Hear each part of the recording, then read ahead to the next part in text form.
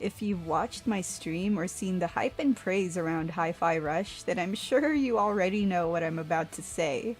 This game is awesome, and I had so much fun playing it. I didn't actually watch the Xbox Showcase presentation where Hi-Fi Rush was announced, so when it started trending, it felt like it came out of nowhere to me. Still, I decided to watch the trailer after seeing the game, and I was immediately sold. I mean, the entire game looked like a blast. The fact that it was made by people who worked on The Evil Within made me even more interested in it too, since, it's literally the polar opposite of what that game's like. When I decided to play the game myself, it was really hard to put down. So Hi-Fi Rush is about Chai, a young man who wants to be a rock star. Since his right arm is disabled, he decides to take part in Project Armstrong, a sketchy program by Vandelay Industries that gives people robot enhancements. He ends up getting a cool new mechanical arm, along with something completely unexpected. His music player accidentally fell on him before the procedure, so it got stuck inside his chest, giving him the ability to see and feel the music around his environment. As cool as that sounds, the robots working in the area don't feel the same way. They end up finding out about the foreign object inside him, and then they label him as a defect. Because of that, Chai has to fight his way out since practically everyone from Vandelay Industries is out to get him. Along the way, he meets other characters who help him take down the evil megacorporation's bosses. Now, Hi-Fi Rush is a rhythm action game, but it's unlike anything I've played recently. Almost everything in the game syncs up to the music, including objects in the environment, the cutscenes, characters, and even the enemies. Oh, and of course, the combat. Chai's main weapon is a guitar made out of scrap materials, so as you're going around and whacking enemies with it, you have to dodge and attack by following the beat of the music.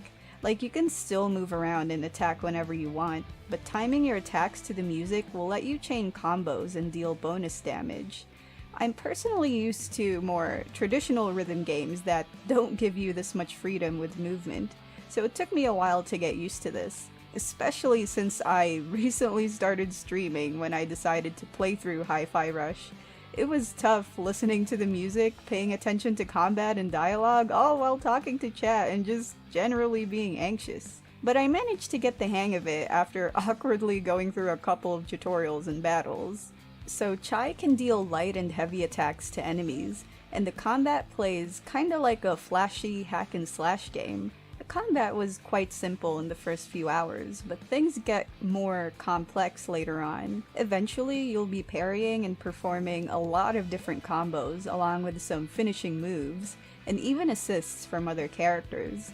It was really satisfying to play through because even though the battles got stressful at times, I found myself getting into the zone in the later encounters. Like, I'd just mix up ground combos with air ones and dodge enemies up until I build up a decent score for that encounter. But more often than not, I would eventually ruin it by failing to parry or something. Yeah, even though I finished the game, I still think that parrying to the beat of the music was tricky, especially when it had to be done by memorizing a long sequence of buttons. As for upgrades, you can purchase a bunch of them in stores using all the gears you've collected throughout the game. There's the normal ones that consist of different combos, and then there's the special attacks that you can unleash once you've built up your reverb gauge in combat.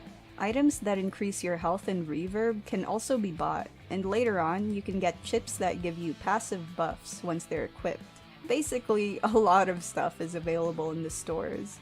I didn't really experiment with all the different moves though, since I felt like I was always broke in the game, especially in the later sections. The upgrades cost way too many gears. I don't know if it was because I didn't do much optional stuff like the challenges that give out rewards, or if having pricey upgrades was done on purpose for the game's longevity. I mean, it might have been done on purpose for level replayability and other post-game content. I'm just guessing though. But anyway, let's move on to more gameplay stuff and, well, my thoughts on other things. There's a lot of things that I love about Hi-Fi Rush, but one thing that I have to mention is definitely its nostalgic vibe. The game feels like an early 2000s title with its graphics, music, and gameplay.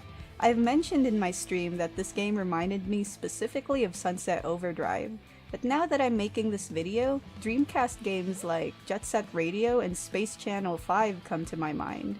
I think the biggest advantage that Hi-Fi-Rush has over those games is its technology. It has the tech now to do things that might have been way too demanding for the console generation that it was inspired by. Like, the graphical effects in combat are obvious things to mention, but the thing that comes to my mind is how the game seamlessly blends 3D and 2D cutscenes. Its cel-shaded graphics were perfect for those scenes, and it even elevated the entire experience. I also noticed that the world of Hi-Fi-Rush benefited from modern-day tech too. The levels are basically made of hallways, rooms, and platforms. Normally, linear levels like this can get tiring, especially in older games where hardware limitations could have been at play.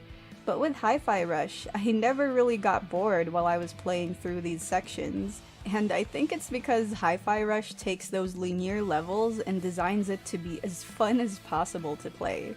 Like, even though the environments and enemies are recycled, there's enough variety so it doesn't get boring. There's also a lot of rewards scattered throughout the levels, whether it's gears, permanent upgrades, or even some funny NPC conversations or objects. It always felt like there was something cool around the corner. Oh, and speaking about conversations, I want to talk about the characters and NPCs. I was expecting this game to be one of those titles that would just be dumb fun, but it ended up being so much more.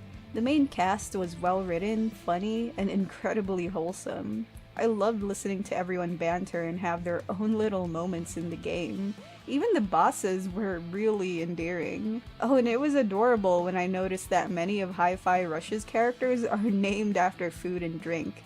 Chai, Peppermint, Roquefort. Well, maybe except other ones like Zanzo, but he's just as endearing because the man's literally a walking JoJo's reference. I also like the robot NPCs of the game. There's a lot of, well, environmental storytelling in general. It's nothing deep, but the game still has a lot to say about capitalism and the struggles of working under massive corporations. Like, the friendly NPCs would have funny conversations that talk about their jobs and troubles. There was something both hilarious and sad about listening to robots that were literally built for their jobs complain and contemplate their existence. They almost seemed sentient, which made the whole thing a little disturbing. But I suppose if they replaced the robots with people and the game's corporate levels were less colorful and cartoony, everything would probably hit too close to home. Overall, I loved Hi-Fi-Rush. I beat the game at around 11 hours, but I spent more time after that replaying levels for gameplay footage and doing some post-game content. I honestly don't know what else to say about this game since it's such an incredible experience. Like, even though it's been a few weeks since I actually finished the game, I can't really think of any flaws. Maybe the level of replayability? I mean, as of this video's release, there's no way to fight the bosses instantly again after finishing the game, so you have to replay entire levels just to get to them. But that's it, I suppose. There's just too many awesome things about Hi-Fi-Rush, I really can't think of any cons.